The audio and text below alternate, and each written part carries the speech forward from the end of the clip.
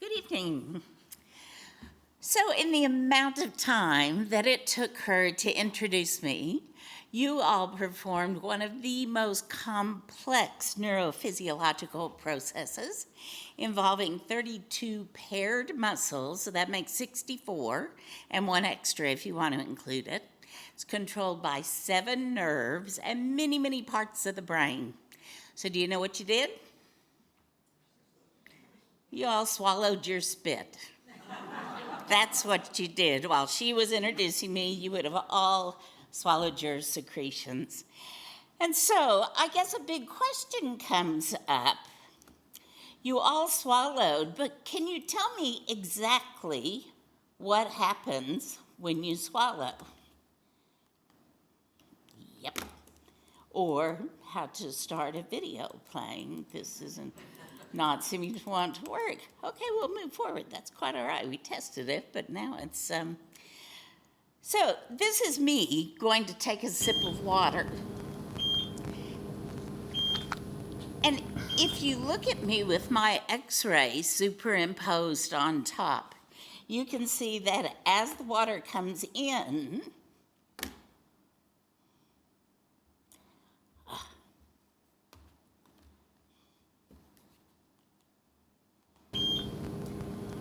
the water comes in the oral cavity, it pauses just a minute, and it moves very quickly and efficiently through the throat.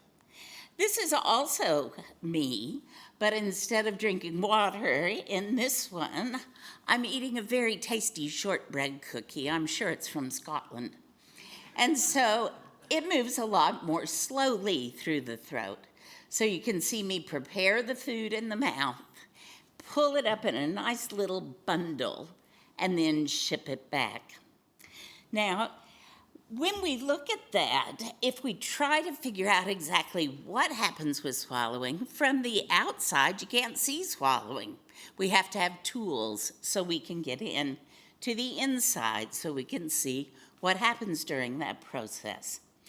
Now, in this next one, what happens when it doesn't go so well? Well, a swallowing disorder, or what we call dysphagia, happens.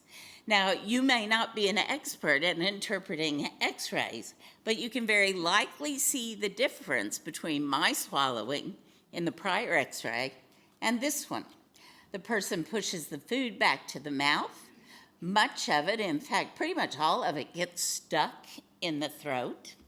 If you look at this back pathway, this is where the food should be going to go to the stomach.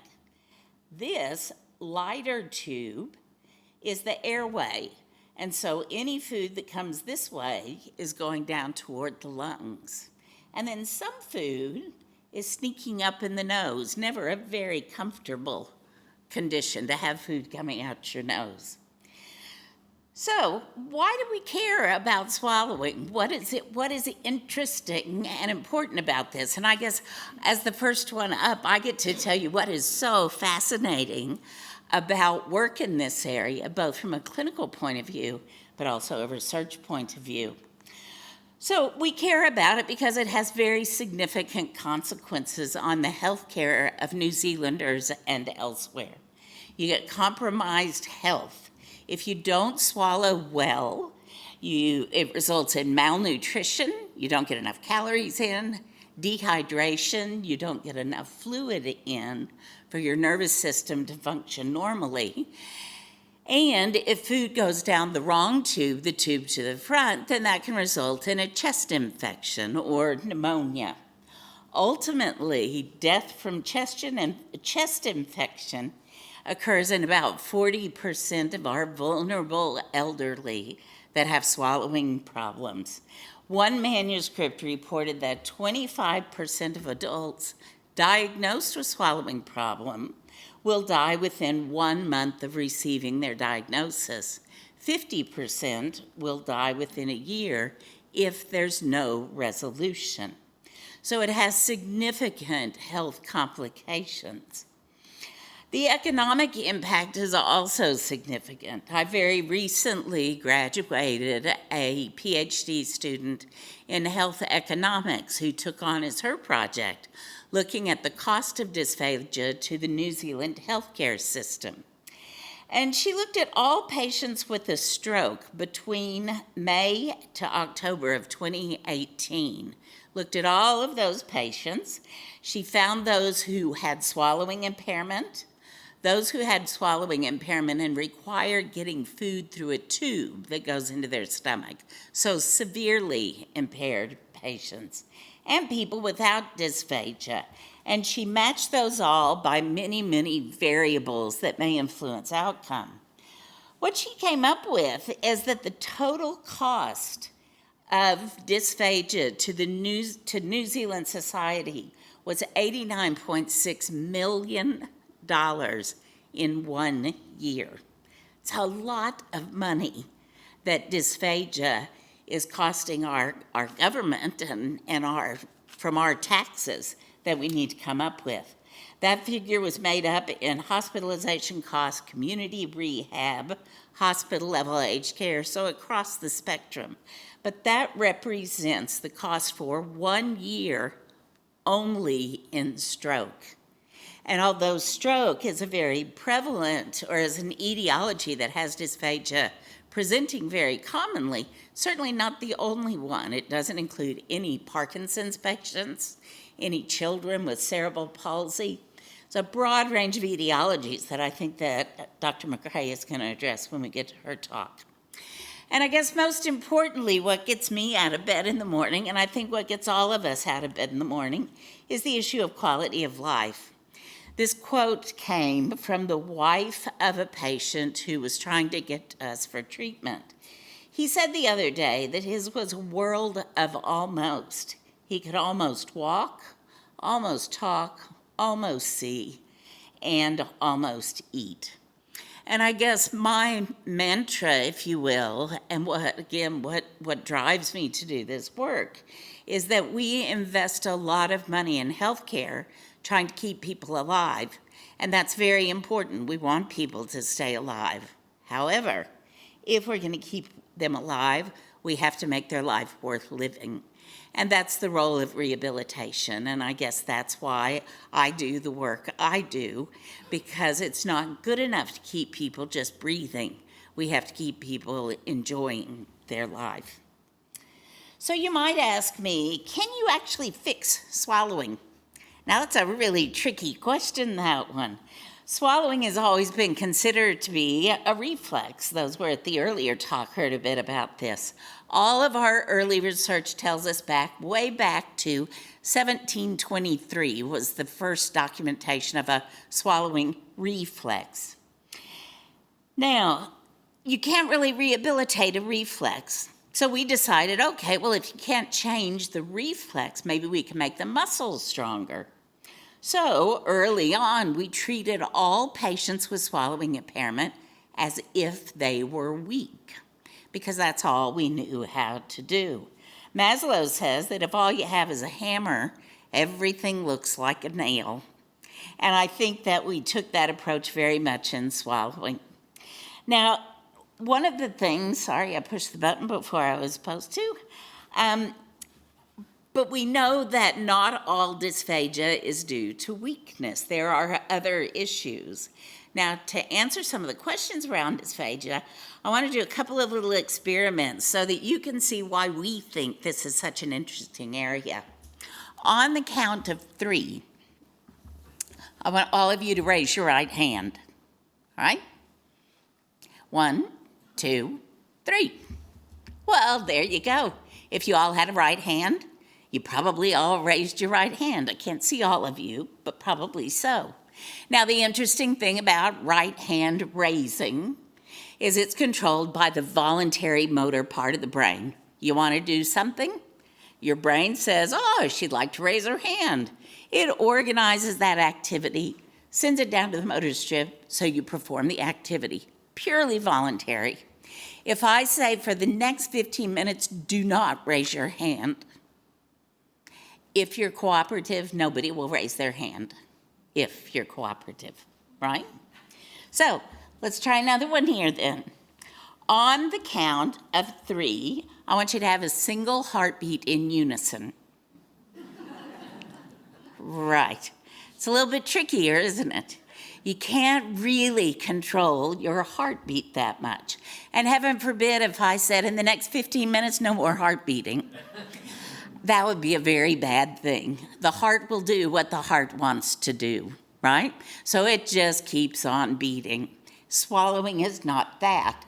Now, if we look at this, swallowing is this funny thing that sits right in the middle. So if I said on the count of 3, I want you to all swallow. 1, 2, 3. There you go. You can all do that, right? You can turn it on when you want to turn it on. If I took the next 15 minutes, which I won't, and said no more swallowing for 15 minutes, one of you might be able to make it for 15 minutes without swallowing, but somewhere along the way, most of you will swallow. So swallowing is this really funny little motor task that sits on a continuum. It's not voluntary. It's not really a reflex either. It sort of slides around in the middle depending on what you're doing. If you're sound asleep at night, it's more reflexive. If you're eating a bacon double cheeseburger, it's more volitional. It's a funny little task that way. Now, the other thing that's really interesting about swallowing is how the brain is organized for swallowing. So, in the human body, when we look at the spinal system, right? Arms, legs, trunk. The right side of the brain controls the left side of the body. Left side of the brain controls the right side of the body, right? The problem with that system is if you damage one of those pathways, nothing can get through. It's sort of like, this is a map. Little River is a tiny little village outside of Christchurch. If you want to get to Aotearoa, which is down at the bottom, this is the only road that takes you there. If they have a road blockage in Little River, you're not going to Aotearoa that day, right? So if you damage that corticospinal system, nothing makes it through. When we look at swallowing, however, it's a really special system because you need to swallow in order to survive. We have redundancy in the system. So the right side of the brain controls the left side of the body and the right side. Left side of the brain controls the right side of the body and the right side. So there's double up for control of swallowing. It's a really, really special system. So it's a lot more like Auckland. There's a lot of ways in and out. If you break one road down, you can just go another way and still accomplish the same thing. And so true for swallowing. So in our patients with swallowing impairment, we have a nervous system that is highly adaptable to support recovery, which makes it a wonderful system to work with in rehab. So it should be easy, right? So I say, hey, Kim, I want you to swallow, but when you swallow, I want you to squeeze the muscles at the top of your throat about 180 milliseconds before the ones at the bottom. Can you do that, please? It's like, how do you do that when you don't even understand what you do when you swallow? So my task as a clinical researcher, as well as the rest of the team, is to find ways to see swallowing so we can change. If you can't see it, you can't change it. So I'm going to show you this part of this video very, very quickly.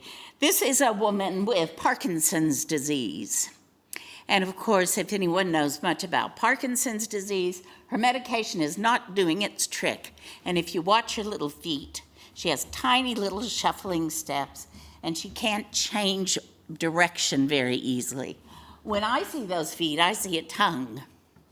Now the physio, all she's done is put markers on the floor and said, see these markers? I want you to step over the markers. And now look at her go. She's doing beautifully. You've given her something to look at, something to focus on, so that she can get a change in motor behavior. So using that principle, we like to use biofeedback devices. So this is a treatment approach that we came up with several years ago. We use little electrodes that measure the electrical activity under the chin. And our patient here in the pink shirt, her task is to put the hamburger inside the mouth when she swallows. So she needs to get motor control. She needs to control the timing and the relative force generation when she swallows so that she can get the burger in the mouth. And unfortunately, right there, she kind of got it up in her eyeball. She put a little bit too much pressure in that particular swallow. Now, that's very good, and the early research that we have on that treatment approach looks very effective, certainly in Parkinson's patients, and we're starting to look in other populations. But that's looking at swallowing in general. So what about if we looked at something very specific? Now, when you eat, you remember that x-ray before, we swallowed and the food went from the top to the bottom of the throat, right? And that makes sense. If you want food to go to the stomach, which is down low, it needs to go down low. It's a bit like milking a cow. If you want to get milk from a cow, you don't squeeze from the bottom to the top. If you do that, you get an angry cow and no milk. You squeeze from the top to the bottom to get the milk out. We've identified a group of patients that don't do that. When they swallow, everything closes at once. So part of the food goes out their nose, part of it goes into their esophagus, part of it goes into their lungs, and part of it doesn't know where to go, so it just stays in the middle of the throat. So the question is then, how do you fix that problem? How do you tell somebody, I want you to make the muscles at the top squeeze before the muscles at the bottom, like I told Kim to do? So we use a little technique where we take a tube that has pressure sensors, put those pressure sensors down in the throat, and then the patient sees waveforms on a screen that measure pressure in the throat. And we tell them, you see these lines that represent the top of the throat and the bottom. You need to make the blue line come first. You need to control the way the muscles contract by controlling the lines on the screen. And we found that to be a very effective approach in certain groups of patients. I think the reason for showing you these patients is it really demonstrates swallowing is not a reflex. It's a task that you can learn to control and to change as long as you have the right tools to do that. So, can we rehabilitate a reflex? Well, yes, we can. I think we've proven that you're able to do that. So, we know that patients can learn to modify swallowing and can move things forward. Unfortunately, they just need a little bit of help. And this quote came up that I quite like: the very best gadget is the human brain. And that is absolutely true. But when the human brain fails us, it's very nice to have technology to fall back on occasion. So I guess that first little talk, that little snippet, and I've gone over a little bit of time because once I start, I can never quite shut up when I start talking. But now I want to introduce my very good colleague, Dr. Phoebe Macrae. And she's going to talk to you a little bit about the Rose Center, the center where a lot of this work and much more takes place. So I'll trade places with Phoebe.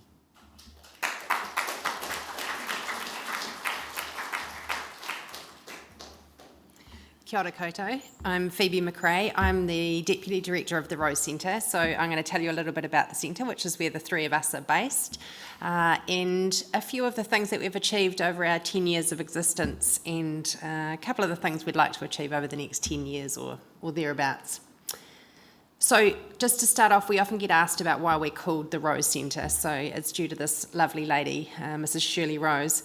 So after caring for her husband for a number of years, he had a debilitating stroke. She wanted to leave a generous bequest to help develop rehabilitation for patients after they've had a stroke. So how did we evolve? I'll start back where it began. Maggie-Lee started her research lab in 2000 when she arrived in New Zealand. She made connections with speech therapy clinicians and hospitals and communities, and she provided clinical services to patients who were unable to enjoy the simple pleasure of eating and drinking because of a stroke. So she opened up the clinic to patients who had severe and chronic swallowing impairment, despite having gone through all available treatment services.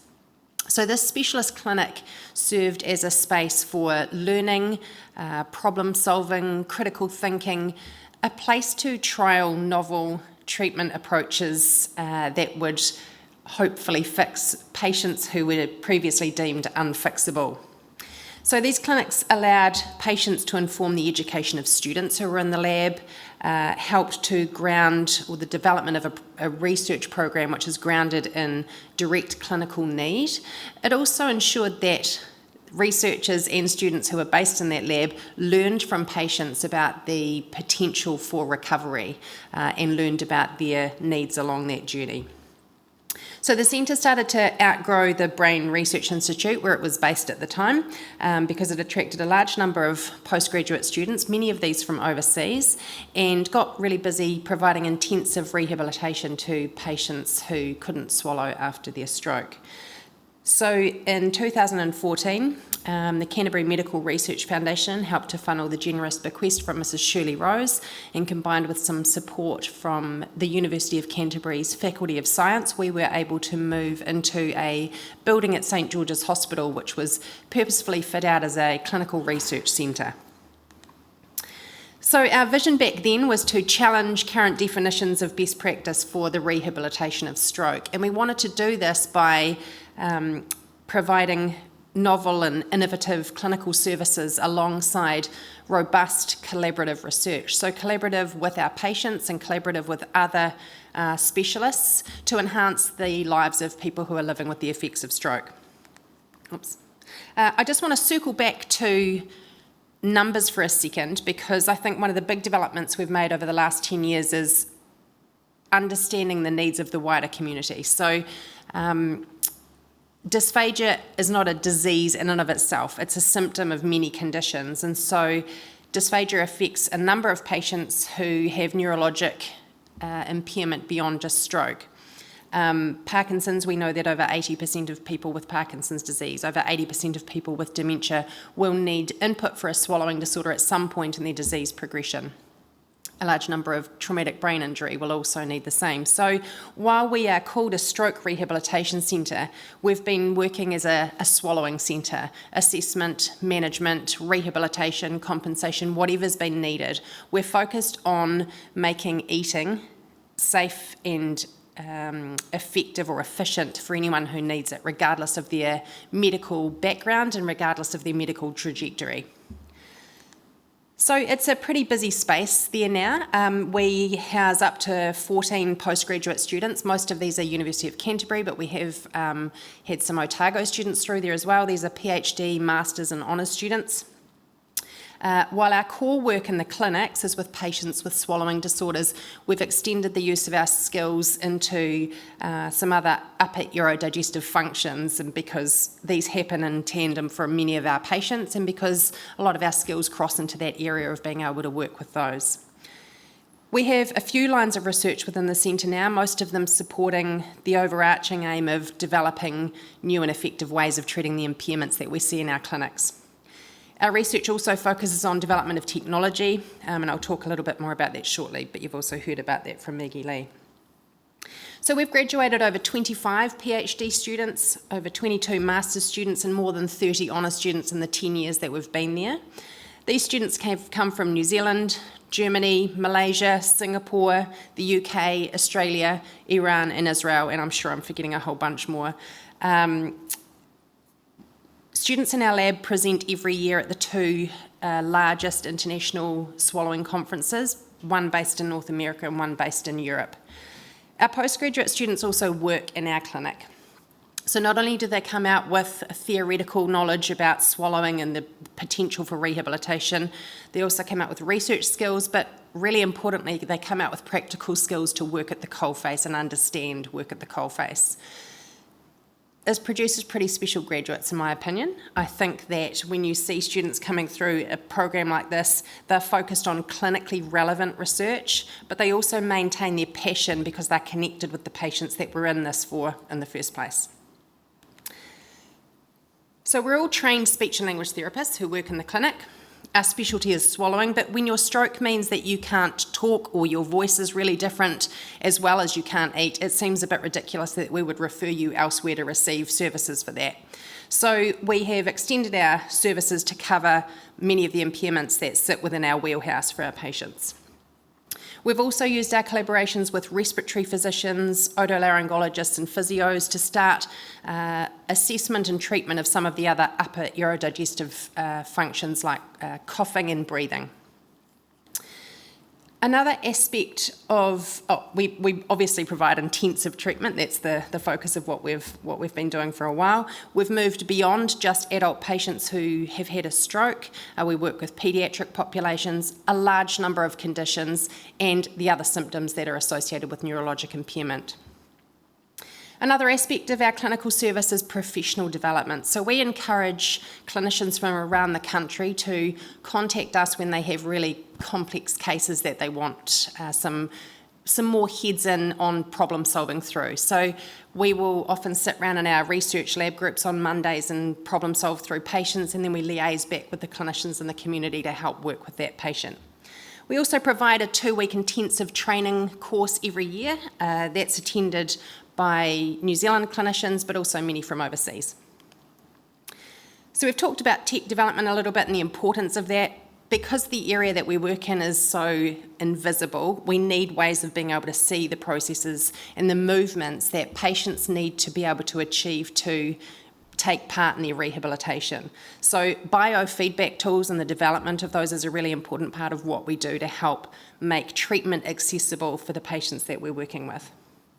Our lab has also developed software that means patients can access intensive rehabilitation in their own home, making it a lot more accessible than having to travel into a clinic twice a day, every day for multiple weeks. Another aspect of technology development that we're working on in the lab is a way to integrate really complex assessment information in patients and decide who's at risk of getting really sick and who seems to be not too at risk. Bringing all these complex things together and putting it in a more digestible, quickly interpreted fashion for clinicians who are really busy on the wards. So obviously our bread and butter research is the development of new and effective ways to diagnose and treat the disorders that we see in our clinics, so swallowing impairment, things related to this upper aerodigestive function. We're also focused on challenging definitions of best practice still. We want to complete studies that highlight the recovery that's possible when you engage in intensive rehabilitation. We have a strong focus on scientific rigour. A lot of our research guides the field and validity and reliability of some of the tools that are commonly used in our field. We've spent the last 3 to 4 years in establishing a collaborative line of research aimed at addressing the health inequities that we see in Māori in Aotearoa. This has been I've loved the development of this line of research. It has highlighted the importance of compassion and connectiveness in health services. Go figure, those things are really important. Our collaborative explorations have started to look more at the interplay between some of these functions that we have a little bit of control over and some with not so much control over. So as clinicians working with patients with swallowing disorders, our focus is to protect the respiratory system when swallowing goes wrong. But we spend very little time assessing the respiratory system, and so we're looking at ways that we can learn from each other and hopefully refine the way that we assess patients. So, to finish, I was reflecting on what we want to achieve in the next 10 years. And I looked back to my talk at the opening of our centre, and I was a little shocked because I was like, oh no, we've still got quite a few of the same goals. But I think in hindsight, what that actually reflects is we've really grown in what we now understand it takes to expand a clinical service. And I think we kind of went into that not understanding that as well as we now do. We've grown a lot in the last 10 years in terms of our connections. We now have good connections with clinicians, both within our field and across other fields. This means that we get a larger number of patients, a more diverse range of patients referred to us, and this has expanded not only our clinical services, but our research thinking and also our curiosity. We're now thinking a little differently. We're getting into areas that are beyond what we were thinking to start with. We work across the lifespan now. We've got 2 adult clinicians and 2 paediatric clinicians servicing across the lifespan. Maggie-Lee and I are both employed by the University of Canterbury, but we fundraise for admin and clinical roles that provide the services that I've just been talking to you about. So we've got a really tight community of support that have helped us do this work over the last 10 years. I guess our goal over the next 10 years is to stabilise that core function so that we can start to put energy into really expanding into the services that we've seen over the last 10 years are really integral to good rehabilitation for our patients. So psychology input, nursing, nutrition, having time to collaborate together as a team and use different skills to problem solve through to a solution for our patients. So I think all of this will secure a future in our interdisciplinary services for our patients and help us maintain this robust research program that we have that helps get our message out to the world. So with that, I'm going to hand you over to PhD candidate Maddie Mills, who's going to give you a bit of a perspective from a student life in the lab.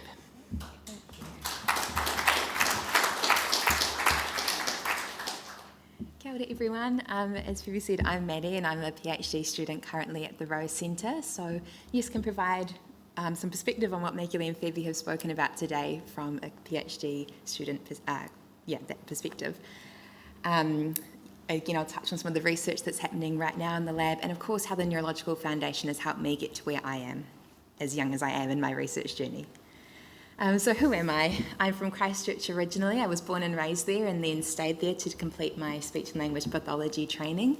And before I started that program, I had no idea that swallowing was even something to think about. It was something I totally took for granted.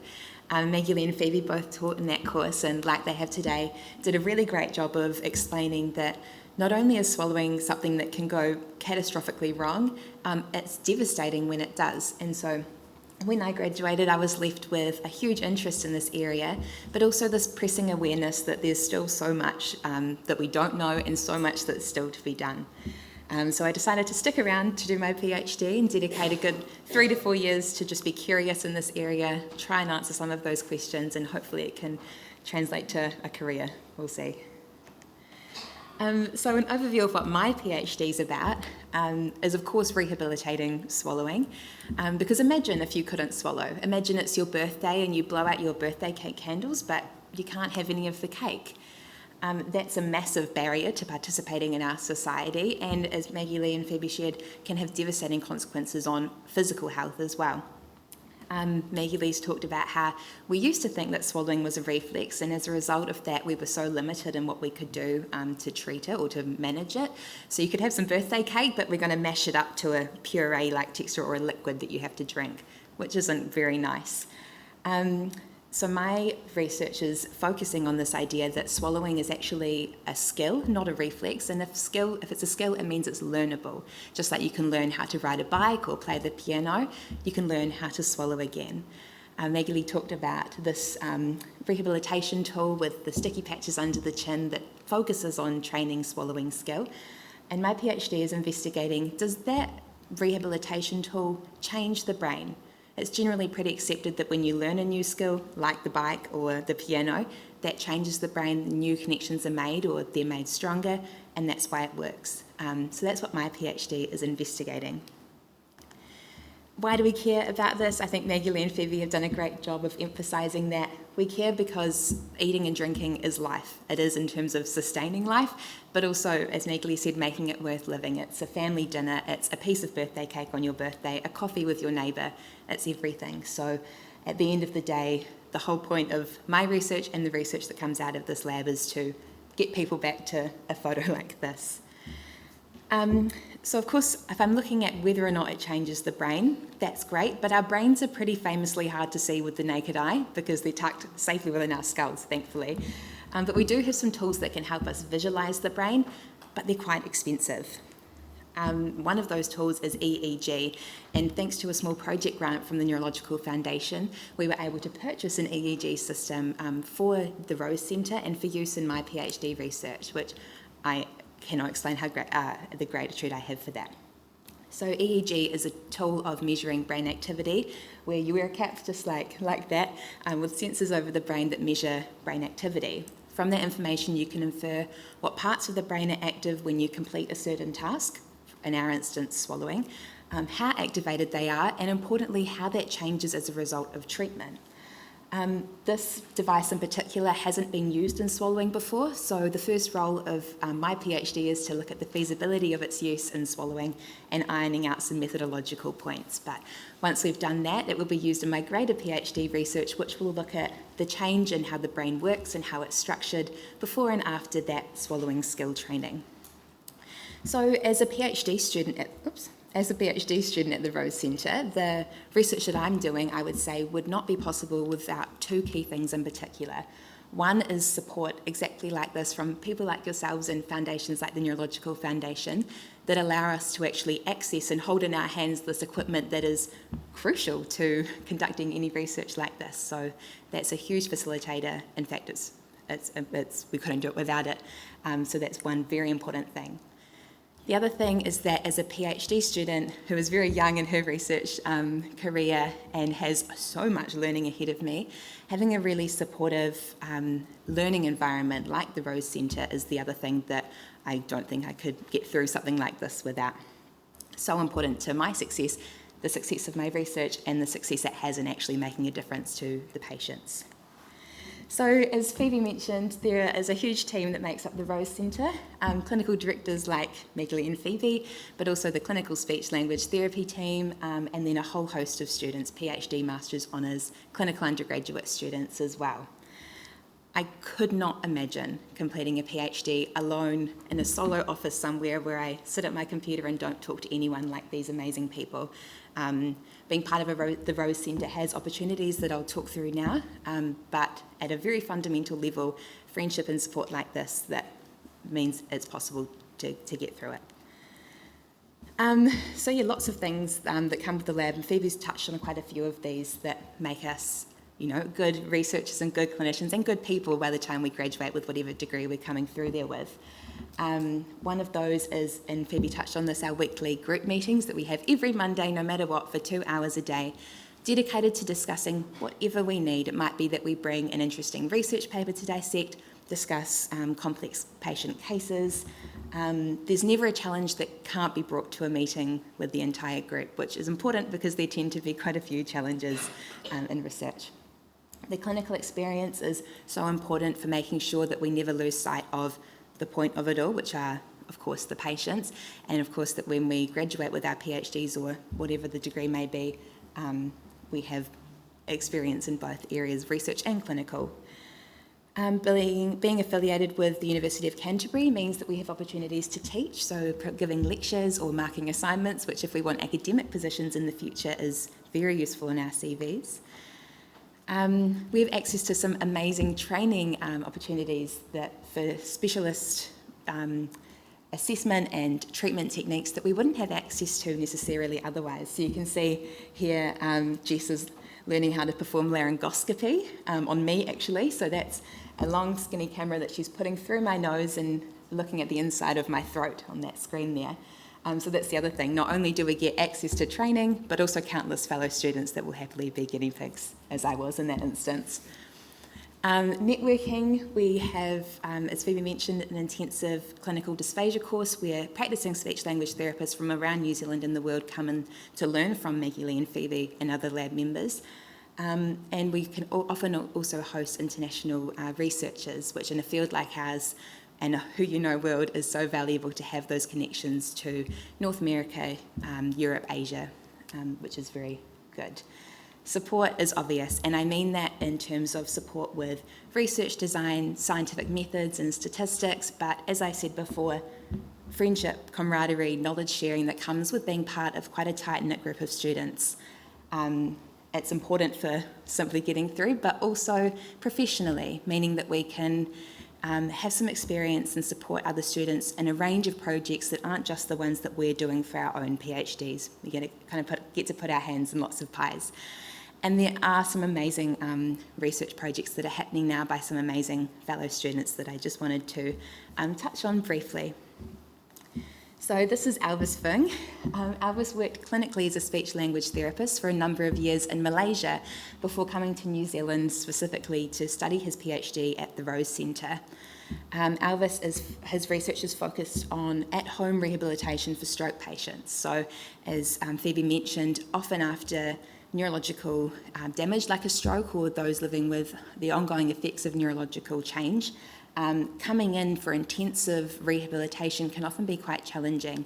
And so using the software that's been developed to allow for that at-home training, Alvis is investigating the impact of that for stroke patients that have gone back home into their community or into rest homes or wherever their home may be. Learning how that can be made better as well. And when I asked Alvis what he liked best about his research, he reported the connections and learning from his patients are key to his development and who he is as a person. Tiana Kingi is another PhD student in the Rose Centre, and she is absolutely spearheading this study alongside Phoebe. So like every other health system in New Zealand, ours is not immune to the inequities in statistics for Māori. So Tiana's research is investigating from two sort of directions, ways to improve this. She's investigating the experiences of clinicians who are delivering therapies and treatments to whānau Māori, their perspectives, and very importantly, the perspectives of those engaging in the services, what needs to change, what's being done well. And then she's weaving those together to find ways to best address those inequities. She's from Nelson, actually, originally, so she told me to tell you all that she misses the beaches, and they look beautiful from what I saw from the car ride from the airport. Laura Strevens is yet another PhD student, and before she was a PhD student, she had quite an extensive career in television, so television distribution, business affairs. She worked for quite a long time at the Discovery Channel. It wasn't until her son was referred to a speech-language therapist as a child that she was aware of what speech therapy was and started her clinical masters in speech-language pathology. She shares that it was during that master's program that it ignited her passion for research, and so she stuck around to do her PhD at the Rose Centre. So as we've spoken about today, one key risk that comes with dysphagia is if food or drink was to go down the wrong way, if that was to cause a chest infection. And a role of the speech-language therapist in the hospital, one of their roles, is to assess which patients are more or less at risk of this happening to. But they're quite tricky to identify. So Laura's teamed up with engineering, another PhD student in engineering at UC, to develop a tool that's quick and non-invasive that clinicians can take to a patient's bedside and conduct with them and essentially assess the risk of them developing a chest infection, which is very important with limited resources in a hospital setting, for example, that clinicians can go in and make these decisions a lot more easily. So that's some exciting research from Laura. Alvis, Tiana and Laura are just three of an amazing team of students that are working really hard to advance this field and working hard to advance themselves in their careers as well as we all learn together in this space. So there's a lot of really exciting research to look forward to in the coming years from the Rose Centre. I wanted to finish from a student's perspective and from the perspective of, I'm sure, all of these people in this photo by saying thank you for coming here today and listening to us speak and share what we're so passionate about, but also thank you for your support, full stop. The generosity of people who support foundations like the Neurological Foundation and the foundation themselves who can channel that support into research like this and clinical work like this is massive and makes a real difference not only to us but to, importantly, the patients that will benefit at the end of the day. And I'm really happy that I get to be a part of it in some way, so thank you for that as well.